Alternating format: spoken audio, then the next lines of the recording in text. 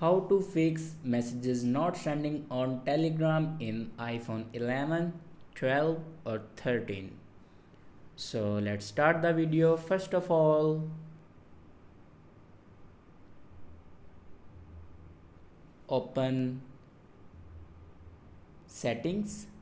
In settings, click on general and then scroll down and click on iPhone storage.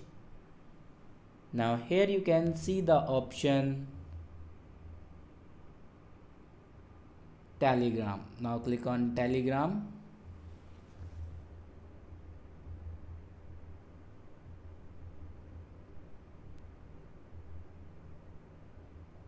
If you can't find the Telegram, now click on it and reinstall app.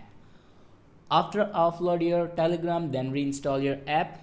After reinstall your app, then go back and open App Store and search here Telegram.